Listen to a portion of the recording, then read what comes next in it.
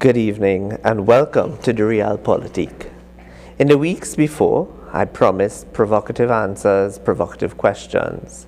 I promised that we would ask the hard questions, and thus far, I think we've done pretty well in the last 3 weeks. I have the privilege this evening to have a sit down with a man who needs no introduction to Trinidad and Tobago, and whose portfolios and whose resume is overflowing with several very important and leading positions he's held over the years.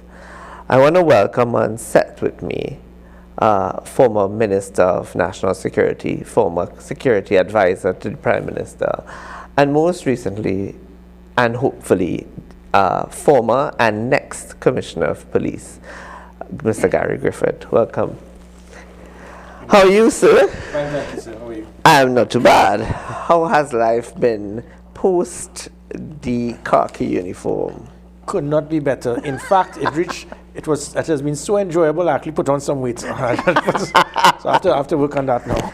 Well, you know, I think a lot of people were quite eager when they saw that this interview was happening and they started sending in questions. So I want to start there by asking you a question from Terry Gomez via Facebook.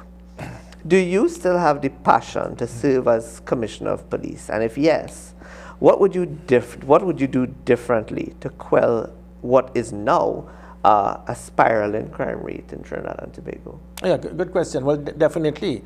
The reason why I have reapplied is because the passion is still there. And the passion is not there because I want a job. I can assure you I certainly don't need a job. I've been there, done it all. In fact, in my first tour of duty, I applied and it was a 3-year contract. I did not even sign to have it renewed. I was ready to go. It was only because Keith Rowley amended the law by the Attorney General for me to act that I returned. So the passion is still there, but the passion is there specifically and solely because of what it is that the country has asked. There were polls done by about 9 different media houses, and all of it was from 86 to 95% asking me to return. And so that means inclusive of the vast majority of even PNM supporters. So that is the only reason I have done so. If you want to be in political life or public life, you're supposed to adhere to that line of the voice of people being the voice of God. So that is the sole reason why I have done so, specifically because of what has been demanded by the public. And the second question from Mr. Gomez is, having the knowledge that excessive force is really a lack of intelligence on the parts of police officers, how would you reapproach this application of force? Yeah, sure. And it goes back to part of that first question, which I didn't answer, as to what it is that I would do if I were return as Commissioner of Police. It is simply to reignite, plug in all of the things that Mr. Jacob has dismantled, shut down, removed from the National Operations Center, the Commissioner's Command Center, the Operational Command Center, GPS on the vehicles, the body cameras that they're finding excuses not to use, and all of the numbers, dozens of different things that played a critical part to reduce crime.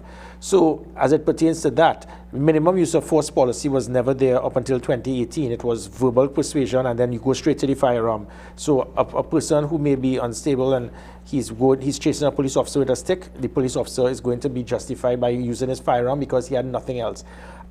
When I arrived, I saw body cameras, tasers, pepper spray in boxes, hundreds discarded. They refused to use it because it seemed that persons pre and post Gary Griffith are afraid to embrace technology, afraid to embrace change. And that, I'm speaking of the hierarchy of the police service. So all of these things, they were outdated, expiry date, way over, so I had to throw them away. What I did, I put that minimum use of force policy from verbal persuasion, providing the communication equipment, getting 1,000 body cameras that would have never been done before, pepper spray, tasers, the firearm. So it gives the police officer now the opportunity through the escalation of the threat to know which item he can and should use. It seems though that when Gary Griffith left the police service, everything came to a screeching halt. And it appears to the general public, those of us that are observing, that the government seems pretty comfortable that everything has come to a screeching halt. Take, for example, you mentioned the fact that the excuse with regard to body cameras and the fact that they're now attempting to go down the route of pepper spray. Why do you think everything just came to a screeching halt? So that was it. Went. They literally went into retrograde. Yeah. My style of leadership, everyone has different style of leadership. Mine was to be dynamic, be proactive, take risk. And many things I did, I stepped out of my crease to do things that would have never been seen before in the police service. Pushing systems to measure performance, make them accountable. And that involved from the things I just mentioned, operational command center, live dashboard cameras on the police vehicles, GPS tracking on the police vehicles. Putting these things ensure that police officers knew that they were accountable, there were consequences, and disciplinary action could be taken. But it also protected the police officer if wrongfully accused. And by putting a revamped 999 system, making sure that they can respond to a distress call, using that GPS to make sure they stay in their area of responsibility, all of these things I push heavily. And that is where one of the things people criticize me on is that they were seeing too many blue lights, seeing too many patrols. Now you can't see a vehicle. And it is not because of the police officers. It is because of leadership. The technology that is there, it can and should be used. Unfortunately, because of politics, Shane, and we have seen it too often, with politics come, and we saw it in 2010, government change, remove the OPV, remove SORT, remove whatever. 2015, now even then the crime was not going down, but in 2015, it was the highest reduction in violent crime. And then government comes in, new government, remove the National Operations Center, remove the dam, not use the dormant vessels, the Operation Command Center, the National Security Training Academy, National Security Special Operation Group. They shut down everything. When I arrived in 2018, I had to reignite the things that worked in 2015, and then you saw crime going back down again. As soon as I left, politics played its part, whether it is based on a directive by politicians, these are Gary things, shut down and remove. And we cannot be playing politics with national security because the country suffers. Yeah, I agree with you on that. It seems as though whilst you acquired a high level of buy-in from your police officers, there seems to have been, you equally acquired a certain amount of enemies. Oh, yeah. Why? Well, I stepped on toes. It never happened before. I'm not just stepping on toes of who may be deemed criminal elements with their pants hanging below their waistline, but those persons in suits, those persons in jacket and tie. And by stepping on those toes, the individuals found an avenue to say, listen, we can't spend 3 more years with this man. And I'm not speaking about the highest echelon in the government, but persons had access to their ears and they misled them, they fooled them, they deceived them, and that includes persons in and outside of the police service. When I started monitoring and getting intelligence of police officers involved in criminal activity, there was an orchestrated plot to have me removed by lying to say that there was some incident in Western Division. The individual who they claimed that I did that was one of my informants, so he actually put a sworn affidavit to speak about members of the media and police officers conspiring to have me removed. That never changed because I was able to reduce 140 million per annum in overtime corruption. Police officers claiming they work 24 hours a day, 7 days a week. Police officers involved in securing drug blocks, I got them reassigned, if not suspended. So, and then persons on the outside where, regardless of political affiliation, whether it was AV drilling, whether it was the Marlene McDonald matter, the Anand Ramlogat matter, email gate, the plant-like substance in the Prime Minister's residence, I dealt with all. I was able to deal with it, whether it was to dismiss it or to pursue it. And those things affected certain politicians. And they did not want, why are you getting involved in something that is not your business? We put you there. And the way I was removed once for doing what was right. I didn't mind being removed again. Yeah, so I stepped on toes. I don't think you were removed. I think I would more say you were collateral damage for a blue-eyed boy. And I make no apologies for saying that. But of all of the matters that you've raised, what is the status of all of them now? They've all been shelved. The items are there, the Operation Command Center, the NOC, the Commissioner's Command Center. All of these things worked tremendously to ensure for Carnival, for example, it was the safest carnival in the history of Trinidad and Tobago. That was 2020. Every event we treated as an operation. We monitored everything, made sure people were secure, leaving the venue, put in police officers in strategic positions. There was not one violent crime for Carnival. and there was a reason for this. So when you have some certain criminologists say that it was because of COVID, that wasn't during COVID. We were seeing the massive reduction in crime since early 2020, and the trend continued. As soon as I left, up until August last year, we were going at 320 murders per annum. The last time we had that would have been about 17 years ago. Now, the 8 months since I left, we are going at close to 600. Yeah. So it shows that systems are there, all there. Shane, they're there. It is just to reignite. But as I said, sometimes people are afraid to embrace technology, and we go back to this type of politics. Well, that is Gary's stuff. Let us shut down and dismantle everything that Gary did. I mean, look at Mr. Jacob. He removed 19 qualified persons that were instrumental in securing this country. He fired all because they were Gary Griffith boys. And now he has been hiring other people who do not have that capability. So we've gone back to the pre-Gary Griffith era, and now they're trying to look at pre-pandemic and post-pandemic crime to say that there's not a pattern, there's not a difference. It's the highest spike we've seen in crime in the history of Trinidad and Tobago. Yeah, I agree with you on that. But what about, so that is the machinery, the national security machinery and framework that we talk about. But now we're talking about all of these investigations, Emailgate, and all the others. What is the status of those matters? Because people are asking, is it that they've been shelved too, or are they put on a shelf to be cherry-picked for political purposes now that you are out of the office? Well, remember what I ensured was transparency. I will always update the country based on all issues. When it was involving a minister being investigated or reports being about him with special branch, but it was AV drilling, and regardless of if it helps the government or not, that is not how I operate. And you would have seen it. So my style would have, certain persons would have been cleared, certain persons would have been investigated further. Some of these things, people stated that it was because of some of these things that caused the difference in the relationship between the Prime Minister and myself. So let me clarify once and for all. The perception of the Prime Minister that he lost confidence in me because of the Bayside matter, that is incorrect, because that took place in 2020. In May or June 2021, he directed the Attorney General change the law so that Gary Griffith would not leave in August. I cannot afford for Gary Griffith to leave. Change the law so that he can act as Commissioner of Police. That was in May or June last year. So the red herring that some of the PNM till they're dead is trying to say, oh, it's because of the Bayside matter. That is not true, because the Bayside matter was a year before. So it meant something happened between May and June to August for him to have this change of heart. And what it is unfortunately people who knew I was the same toes that I stepped on, they got to whisper in his ears. Some certain persons with inferiority complex, even in the government, they were intimidated by my popularity, by my measured success, and they figured, look, this is politics. He's not a PNM. We need to get rid of him. And who pays the price now? The country again. All right. So that was the first segment. We're going to take a break. When we get back, we're going to dig deeper into this conversation about those politicians with inferiority complexes, and I'm sure you could think about a few. All right, we'll be right back.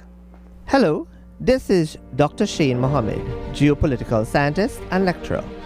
I invite you to join me for a new exciting show on IETV, 8 p.m. on Wednesdays. The Real Politique is not an ordinary talk show, but one of education, enlightenment, and examination. Here we discuss not just the surface issues, but the factors, shortcomings, and lack of will to change the socio-economic and political realities facing our nation. We ask the hard questions, seek out the difficult answers, whilst at the same time creating a space for dialogue and discussion which all of society can learn, understand, and hopefully respond actively and for the greater good of the Republic. This is the Real Politique.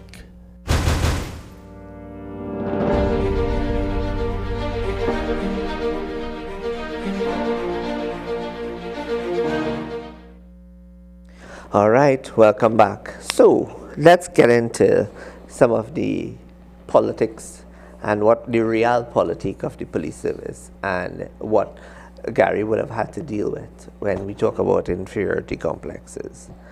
I think when we look at it, we knew we're not a stupid population. We see your success. We know that you were on the ground. We know you led from the front.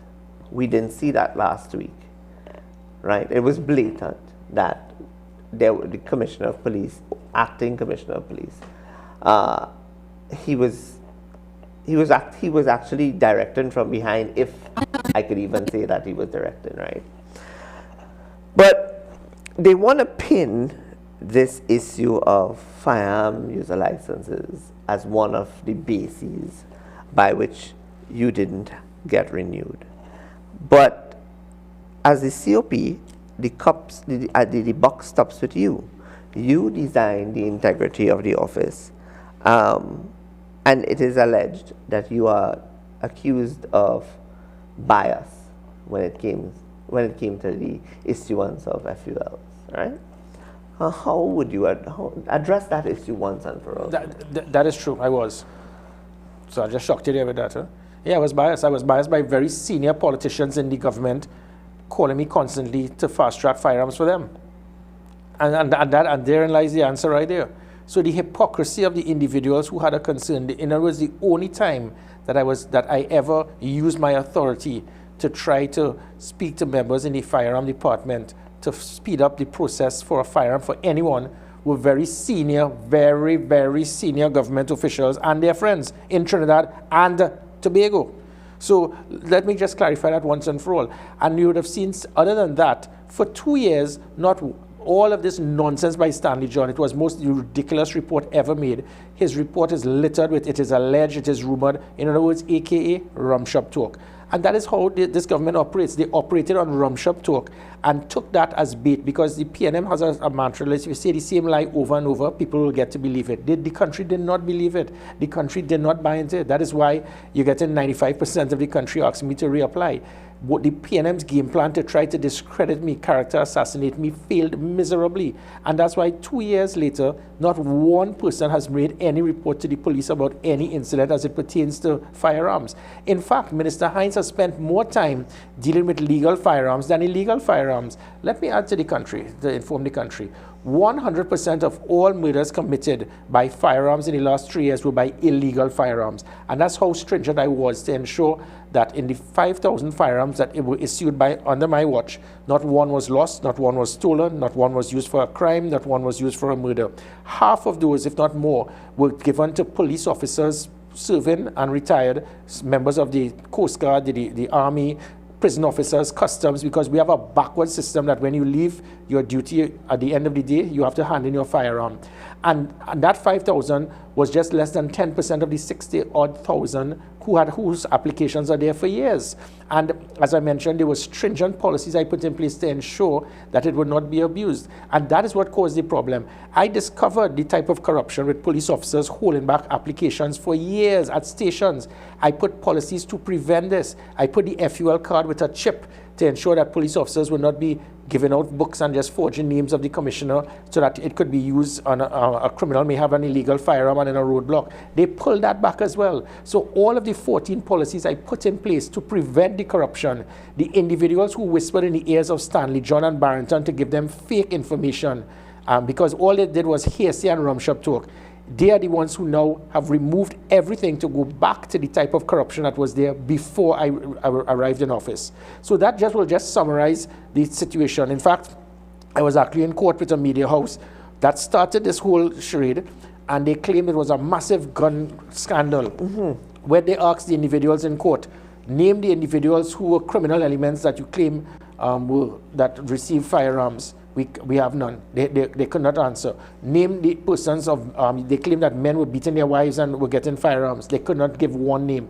Name the business places that gave bribes to the police service and got firearms. They could not name one. And then it showed this massive conspiracy of trying to remove Gary Griffith.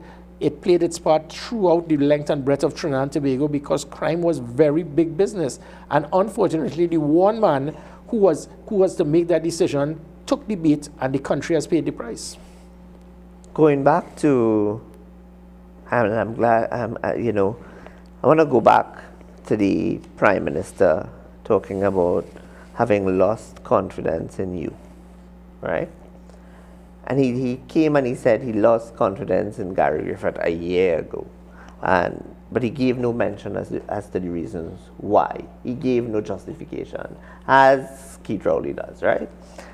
Therefore, one is to assume it was because you were vocal and not corrupt. Did you at any point in time disrespect the Prime Minister? You know, there's a saying that respect is something that is earned and not won.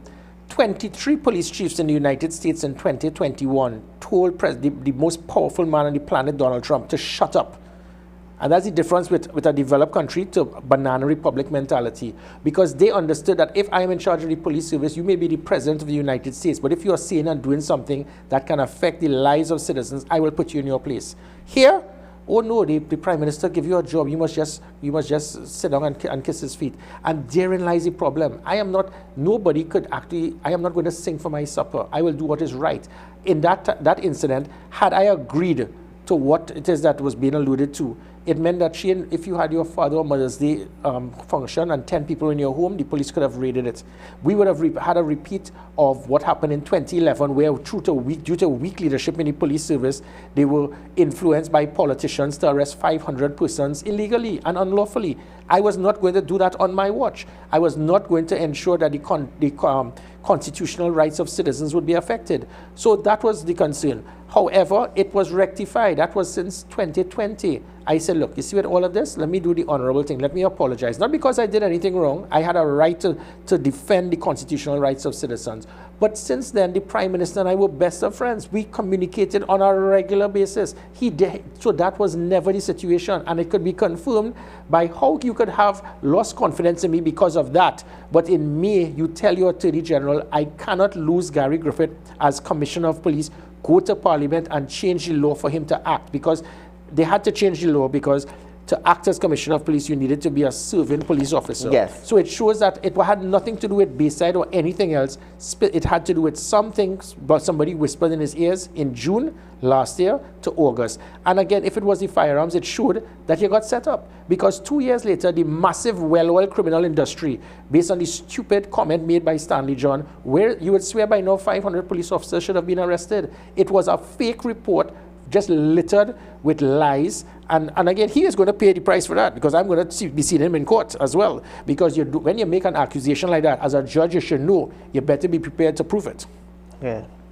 And you think it's sad though, because I think in choosing Stanley John and I guess in Justice John not fully understanding the terms of reference of what he was required to do, I would say that the Keith Rowley administration has tarnished what was the clean reputation of an honorable man. Because prior to this whole fiasco, Stanley John has been known to be a judge of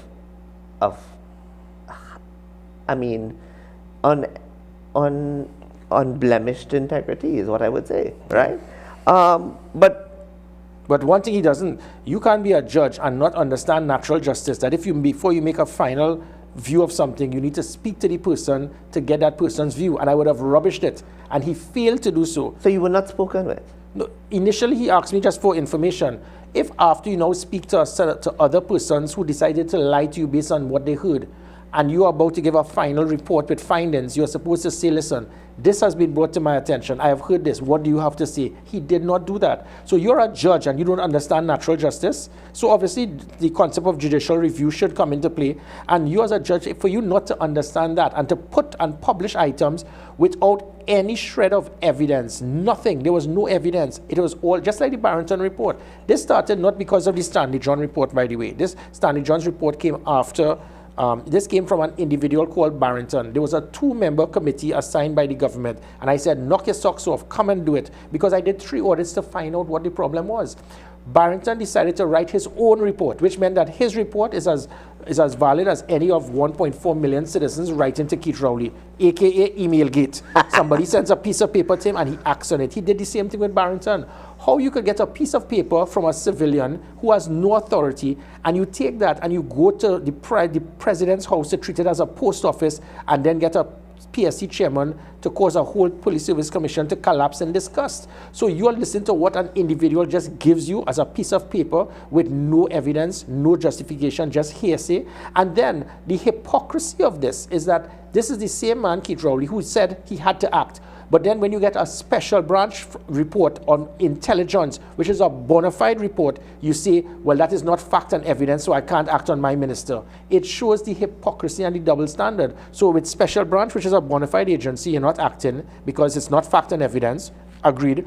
But then when a civilian gives you a piece of paper and he's not a member of any authorized committee because both had to sign, and you take that, but you run to President's house and act. You can't have double standard as a prime minister. No, you can't. For the benefit of the listening public, and without giving out unnecessary information, right? Can you give us a synopsis as to what is the setting like in the National Security Council? Well, a National Security Council, we have piggybacked that from the United Kingdom. And so on most occasions, the National Security Council will comprise the chair, who is the Prime Minister, the Minister of National Security, and the Attorney General. And so the NSC could really be only 3 people. Okay. Kamala Prasad-Bissessar, she opened the Pandora's box for almost every minister. I mean, you started seeing the Minister of Tourism, the Minister of Health, the Minister of Education, the Minister of Foreign Affairs. We were just a minister of local government. You're having a party. Well, you see, in her concept, in her mind is that she will always find something that may be linked to national security, which really and truly it could be. So you could put the whole cabinet under National Security Council because indirectly every single ministry, one way or the other, an element. So that when you put too many cooks, the broth could be spoiled. At this time, this present National Security Council, I think there are about 6 or 7 odd persons. The problem lies with this National Security Council is that the Prime Minister seems to have been misled because he spends more time speaking as the chair of the National Security Council. He feels it gives him some degree of authority. As the chair of the NSC, I have to act on firearms. As the chair of the NSC, I have to act with DSS. As the chair of the NSC, a National Security Council is not part of our constitution. It is nothing more than a subcommittee approved by cabinet. So it gives you no constitutional authority to act or to operationalize anything. And therein lies the problem. He has been misled by certain individuals in his cabinet who are probably short-sighted. I use that word literally.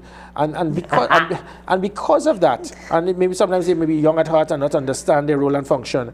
And because of that, he has been misled to believe that the National Security Council has some degree of authority that gives him the ability to interfere in the police service, and that is not the case. So really and truly, the National Security Council is in what we would call in public law and constitutional law a convention.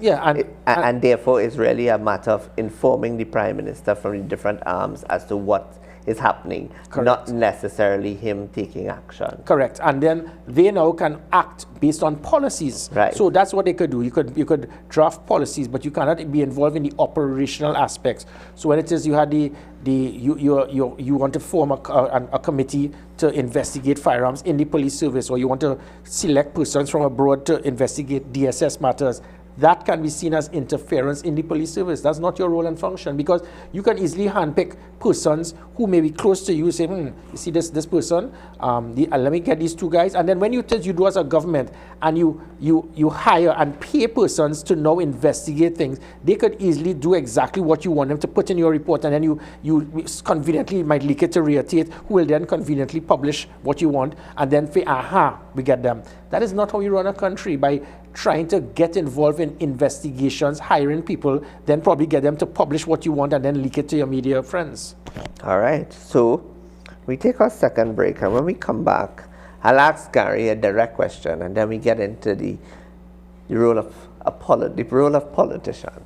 So we come back.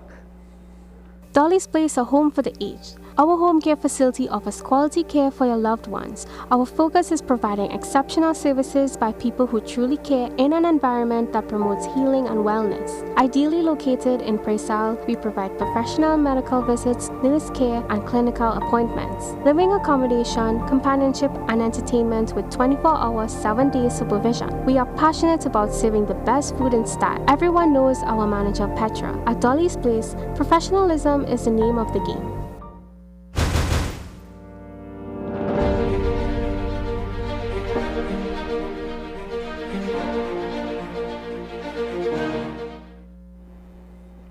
All right, welcome back. So, let me get one question out, and I'm going to go directly at you. Gary, are you corrupt? What kind of ridiculous? You know, that's just like saying, Shane, are you a drug dealer?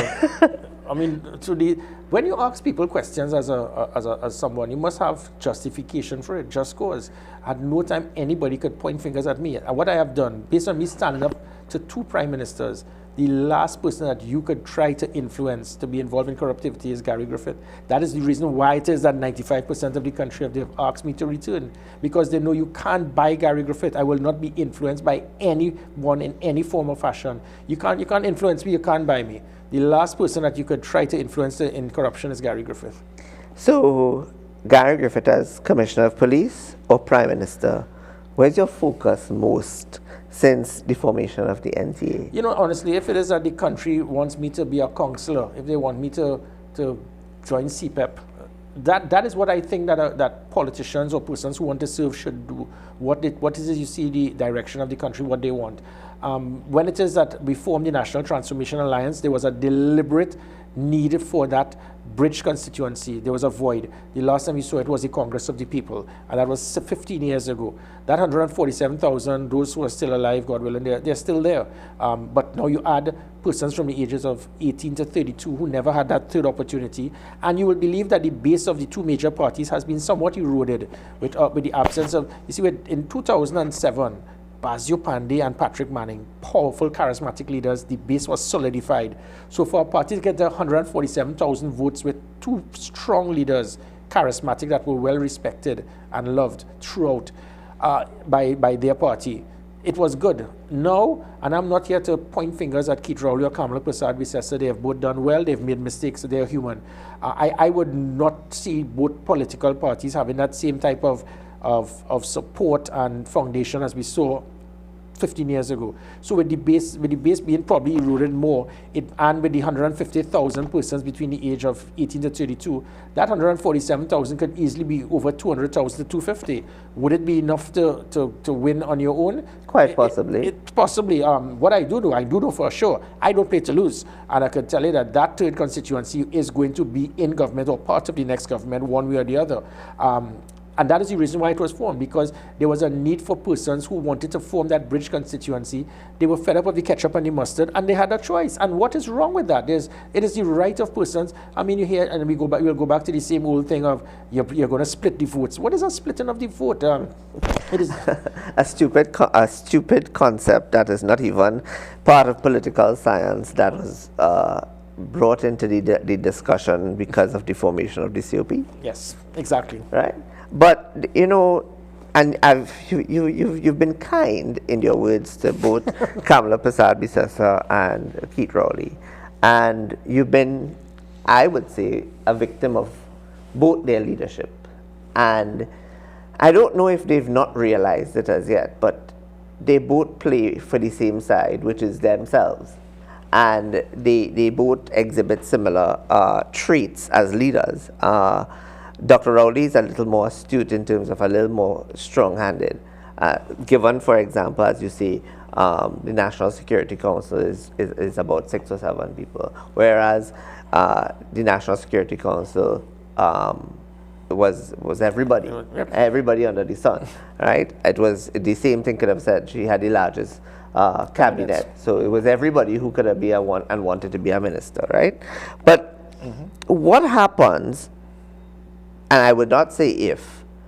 What happens when Gary Griffith goes through the process to be Commissioner of Police and you get the nod? What happens to the NTA? it continues. And if the day the NTA becomes one person, well, then we have lost the identity of what that bridge constituency is about. It is not about Gary Griffith. As I said, when I was Commissioner of Police, there were 33 death threats on me, 8 on my family. I could die tomorrow. No party, no organization must be built primarily on one person. When that happens, and that person, something goes wrong with that person, good, bad, or indifferent, the whole organization would collapse. It is unfortunate. People mention that that's what's happening with the police service right now. And that is sad. Maybe one of the mistakes I made as commissioner was to have built a foundation so strong in the police service that when I left, I would have put that degree of maturity of individuals to understand that you keep the process of the things that worked. So as it pertains to the NTA, if I become commissioner, but that's a very big if, because I said it's based on one man and one man alone. It's not based on the crime statistics. It's not based on public trust and confidence. It's not based on what the public wants. Our constitution is so flawed, all of those things become irrelevant, and it is based on one person making the decision. And that shows how flawed our constitution is. Our constitution, it is what is known as democracy via dictatorship. One individual is set to, he appoints the cabinet, he appoints the Speaker of the House, the President of the Senate, the President, who appoints all state board members, who appoints all of the so-called independent state statutory bodies. authorities, He appoints the Chief of Defense Staff, the Commissioner of Police. That is dictatorship. That is what this country has. And one of the things that I intend to pursue when we are in government is to diminish the powers of a government, because you cannot have a government with that type of authority. This was drafted in 1976 specifically to ensure dictatorship. And what is sad is that those who are in opposition, when you see this, when you get in government and you know that it is not right, you enjoy this type of dictatorship and you refuse to make the changes that are required. And that is what I intend to pursue, to make sure that we change and diminish the powers of a government to take away this democracy via dictatorship. I remember when in 2010 or 11, somewhere around there, I was going into the parliament and I met one of your favorite people, Mr. Imbert. You know that's your favorite, one of your most favorite persons in the world. Dwen? And what was it you did? How to spell Dwen? How to spell Dwen? I St. Mary's Carnival Fete.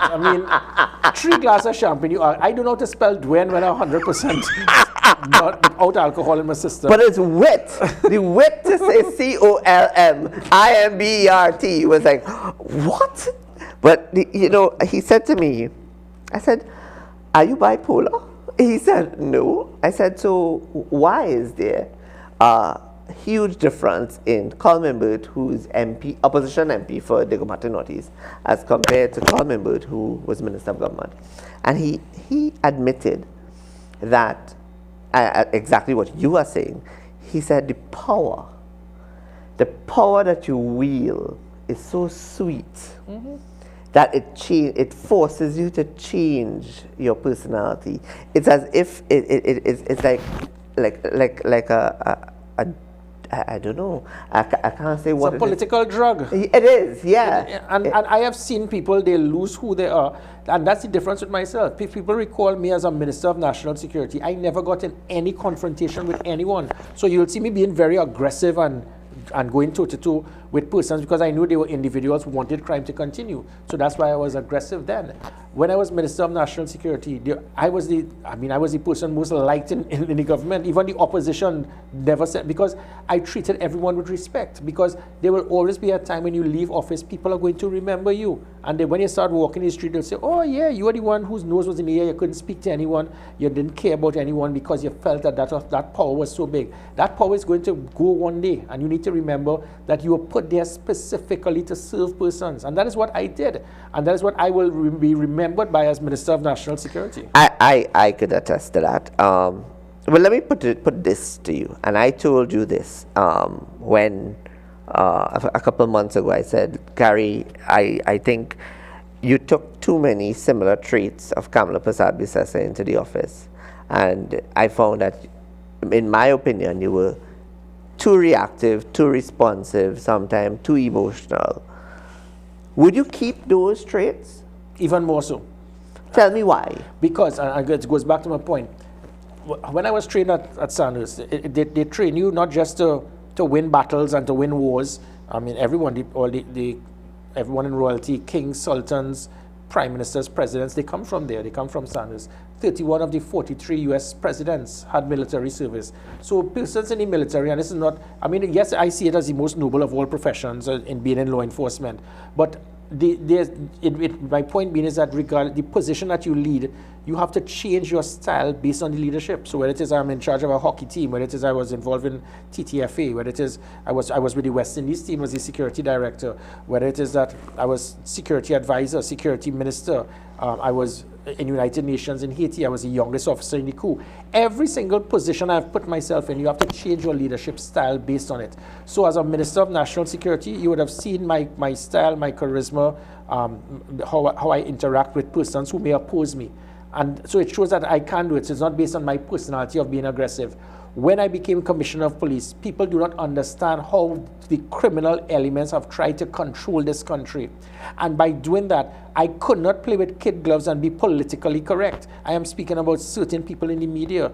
So there were certain individuals who definitely wanted me removed from office. And I couldn't just sit back and be politically correct. It had to be exposed. And these individuals may not just be persons who are involved in criminal activity, but they are individuals who they felt that there was a need and there's a fear for somebody coming in here to clean up town. Look at fixing TNT. Since I left, Kirkwood has nothing to say about Trinidad and Tobago. Did he immigrate? No, but you know what that means? Because his 20 releases before August last year was all about me.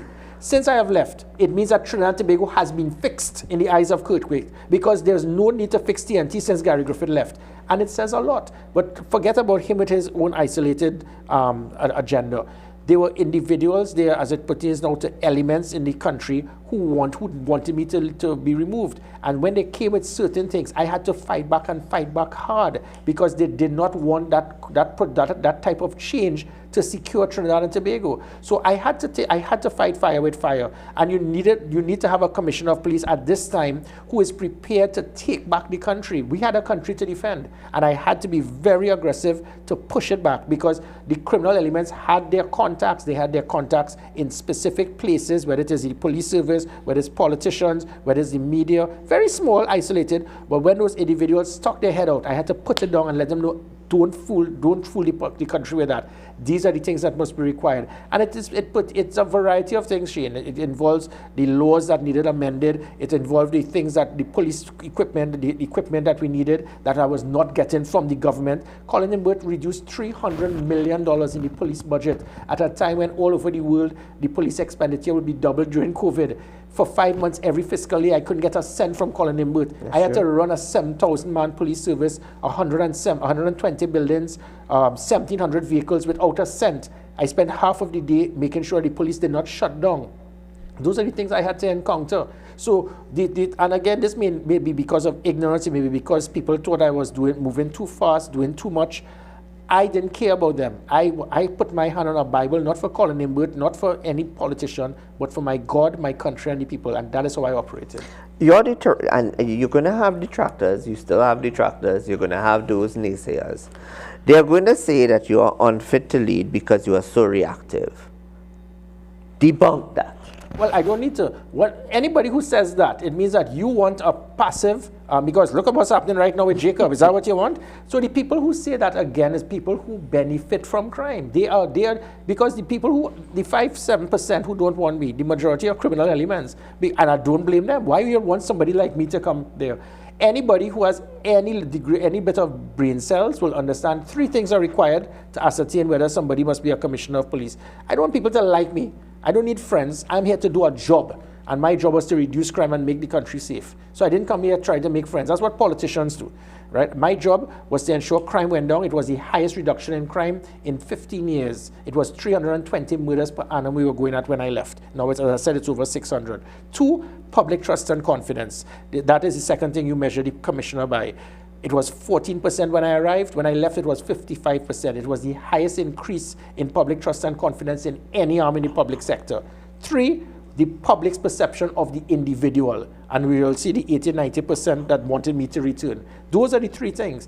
Anything else, it's just persons just seeing what they have to say. So If it is that if people feel, listen, Gary's going to come back, he's going to be more passive. No, I'm a fighter. I'm going to fight for my country, and I'm going to fight anybody who is there to try to affect the safety and security of Trinidad and Tobago. There was an incident, and I think you were on the ground together with the Minister of National Security at the time, who was Stuart Young. And there's no provision in our protocols for a Minister of National Security to be dressed in camouflage or to be dressed in military wear. For you, yes, obviously, because of your role. But I distinctly remember him walking side by side with you in the military way. What was the purpose of that? Remember, everybody with Michael Jordan, everybody wanted to be like Mike. Yeah. Everybody wanted to be like Gary. So he started trying to speak like me, walk like me, talk like me, dress like me. Obsessed? Yeah. He couldn't get my height though. So that's one thing. He tried to tiptoe and he was around me. I mean, but seriously though, that there's a perception that was one of the things that, I mean, you're walking down into Port of Spain for Carnival and thousands of people waving to you and wanting to take photos of you and pushing you to the side. Those things caused some degree of probably frustration with him. But you have to be a bigger man. I mean, is that what it's about? Who is more popular? Who is liked more? We were doing a very good job. Stuart Young, as the minister, and myself, we were seeing the difference. Now, I mean, when you're looking at Fitzgerald Hines and Jacob, you're seeing Eddie Dillon and Steve Williams reloaded, and the results are there to see. Yeah. So I mean, regardless of what Stuart Young, his insecurities with me, he understood his role and function. He never crossed into my area of responsibility, and the results were there. All right, we're going to take a break, and then I have another direct question to put to Gary. So we'll take a break. We'll be right back. Hello, this is Dr. Shane Mohammed, geopolitical scientist and lecturer. I invite you to join me for a new exciting show on IETV, 8 p.m. on Wednesdays. The Real Politique is not an ordinary talk show, but one of education, enlightenment, and examination. Here we discuss not just the surface issues, but the factors, shortcomings, and lack of will to change the socio-economic and political realities facing our nation. We ask the hard questions, seek out the difficult answers, whilst at the same time creating a space for dialogue and discussion, which all of society can learn, understand, and hopefully respond actively and for the greater good of the Republic. This is the Real Politique.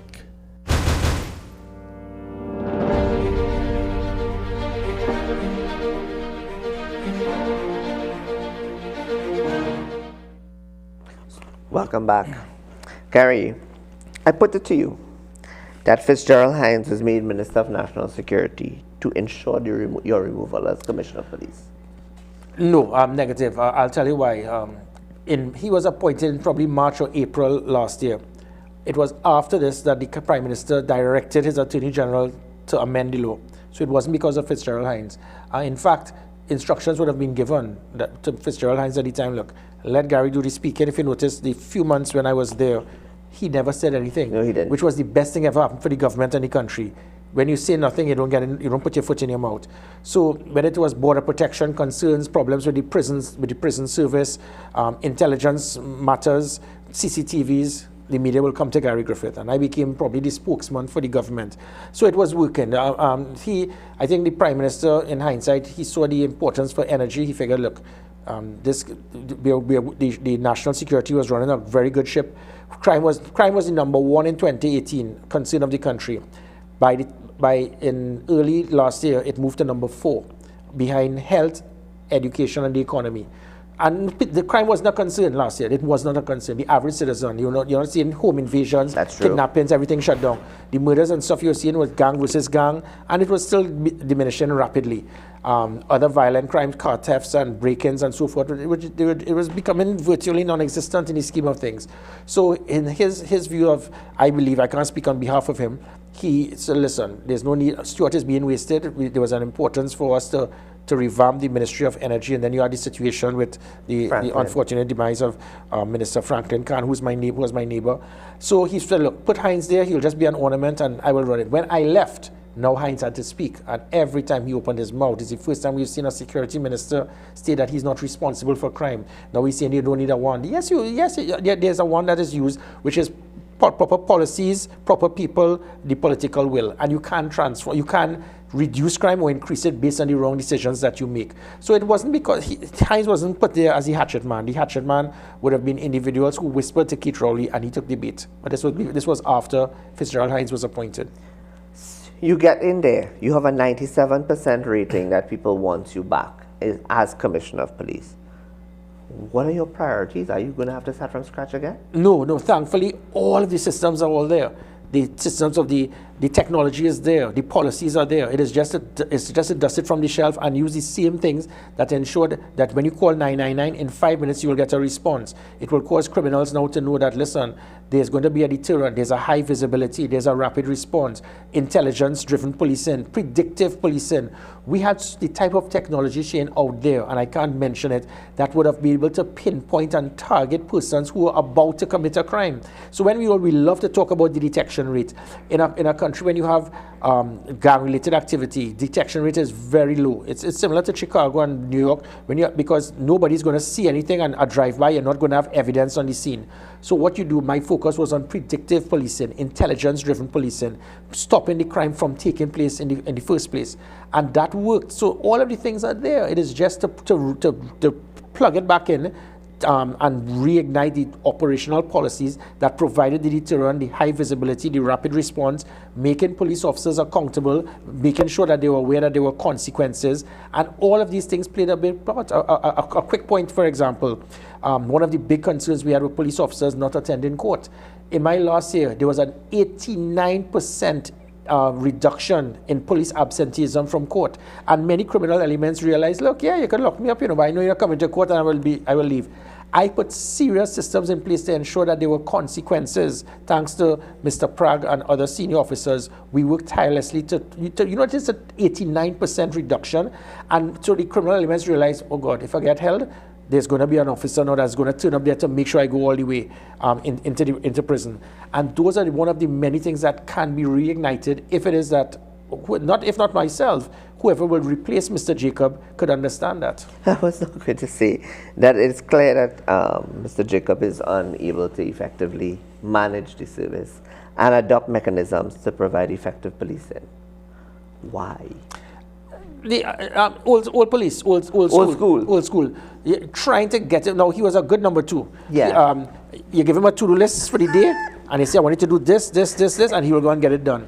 Doing that and trying to lead, be proactive, thinking out of the box is two totally different things. You know, that statement, he was a good number 2, could be adopted in so many different ways. and again, but Shane, it also goes back to the Minister of National Security, because as Minister, I could have a legacy to say, look, as the Minister, yes, it was the highest reduction in violent crime. That was under the People's Partnership in my last year. But I could have a legacy of forming the National Operations Center, the Diamond Vessels, the National Security Special Operation Group, the National Security Training Academy, the Rapid Response Unit. Fitzgerald Hines, you're there over a year. What have you done? Nothing. And there's nothing that you could say, look, this is what I have done to contribute towards the development of our national security infrastructure. All that you do is you spend more time attacking the UNC. You cannot expect to say that I intend to secure a country when arguably you look like you hate half of the country. And that is where you have to understand the maturity as a Minister of National Security, as an Attorney General. You cannot and must not show that type of being politically influenced to the point of being biased. Because when you do that, you're going to lose public trust and confidence. I agree with you on that. As it pertains to national security, there's too much talk than action. How would you address this? Well, it's simple. The policies are there. There are policies that need to be implemented. Quickly, I could just wrote the Border Protection Unit. I drafted it. I gave it to this government. They have refused. In 2015, that was in their manifesto. Going on 8 years now, they have not touched it. Why? So the problem, we speak about illegal firearms. Fitzgerald Hines, he always has a source. His source tells him he knew who leaked the special branch report. His source tells him that that somebody paid the individuals to riot a few days ago. A source told him that there are 12,000 illegal firearms. How do you know there are 12,000 illegal firearms? To say that, it gives the perception you know where they are. But one container could bring in 10,000 illegal firearms in one night, and we do not know because 7 containers go missing every year on the port.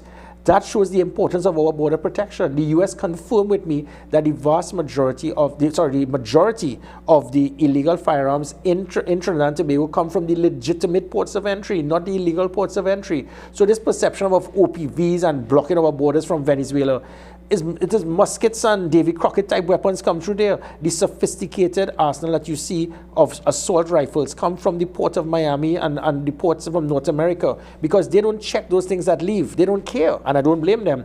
We are supposed to check every single thing that enters, and it is not done because we do not have a proper border protection unit.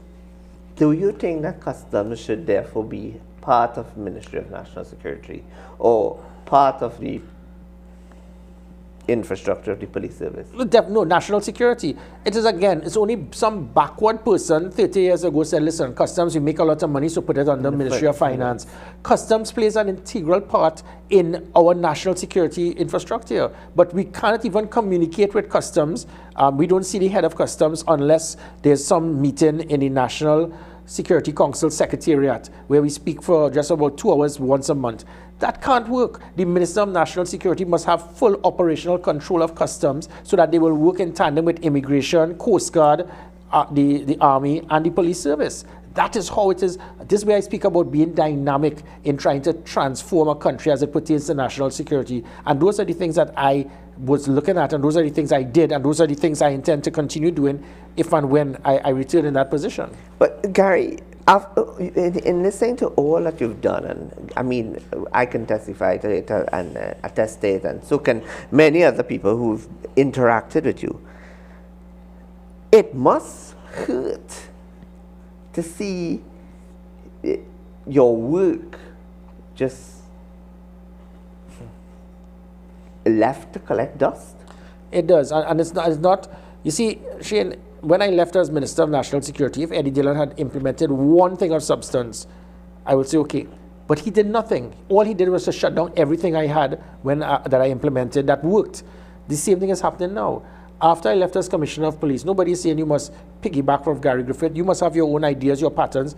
But Jacob has not put one thing of substance to try to improve the police service. He spends more time trying to dismantle, shut down, remove, which is very political.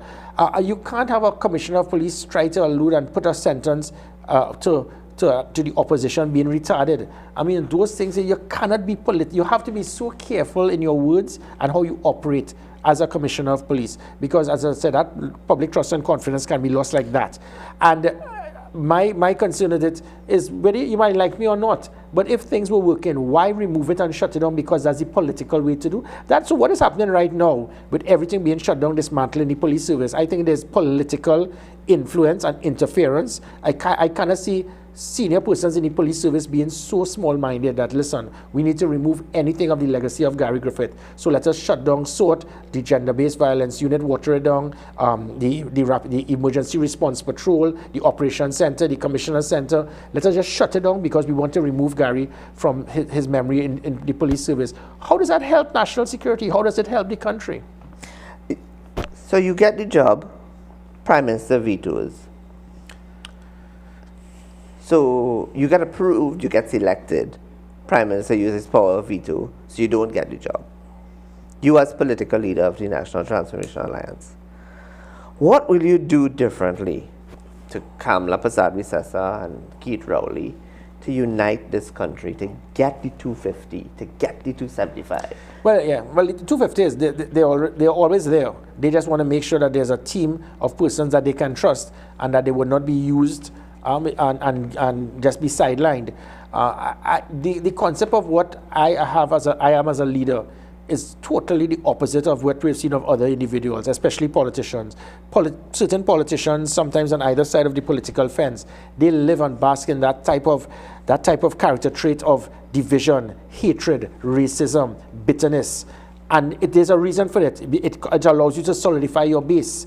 My concept is different. I believe in words such as uniting, building, being productive, having passion for country, and bringing the country together. You'd have seen when we had recently the coalition of experts on national security, getting the best minds available. There's a reason why we called it the National Transformation Alliance. It's to transform the country, not just getting, when you get in government, 300,000 people voted for us, so that is the 300,000 that must be part in the governance of Trinidad and Tobago.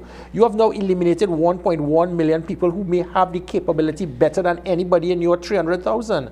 And why do you do that? It even goes to state boards. State boards are appointed by persons who do not have a clue pertaining to the board that they're in, but because they were able to pull the chair for the political leader during the campaign, and they were able to walk around, and you have to get them a walk. And because of that, we lose about $2 to $5 billion annually in corruption, incompetence, and mismanagement. Agreed. And I will hope that for state boards, we should have 20% of the opposition being appointed in state boards to ensure checks and balances to prevent that type of corruption. This is the type of dynamic leadership the country intends to see very soon with the National Transformation Alliance. It is the transformation of Trinidad and Tobago, but also the alliance of the best minds available. I don't care if you're PNM or UNC. If you are the best person that I can see that can assist in the development of any ministry, any state board, any field, I want you on board. Well, you led into my last question. Lastly, what is Gary Griffith's vision? As we close, what is Gary Griffith's vision for Trinidad and Tobago? To make Trinidad and Tobago as good as it can be. It cannot be that good as it can be if it is that we are going to divide the country. I intend to unite Trinidad and Tobago. I can do this. I think that I have delivered as a minister, I have delivered as a commissioner. I will deliver in whatever capacity I have to try to unite Trinidad and Tobago. And that's why you will not see me going down the road of being bitter and calling the PNM or the UNC the enemy. Politicians who say that, they don't know what the enemy means. When I was in the United Kingdom as a soldier, having to go look under my vehicle because of the IRA at that time, because of explosives, going in United Nations peacekeeping mission in Haiti, being the youngest officer in the coup. I know what it's like to have an enemy. Politicians are not the enemy. They are persons who just have different political opinions. But they put so much hate and divide the country. It allows the individuals that support these political parties to hate. That hatred it causes racism, division, lack of productivity. I believe I have that type of character trait to unite Trinidad and Tobago by us forgetting all of this. The closest we ever got to this was in 1986 with the NAR. I spoke to John Humphrey. He believes that we can do this. It is going to be very difficult because of egos, but I believe we can turn this around and make Trinidad and Tobago as great as it should be. There you have it, ladies and gentlemen. My one-on-one with Mr. Gary Griffith. I want to say thank you, Gary, for coming on board. Thank you for taking accepting my invitation. There you have it, ladies and gentlemen. Another edition, another dynamic, another very quick hour of the Real Politique. Next week, we tune in to Tobago. So until then, do have a safe and enjoyable week and weekend. Take care and God bless.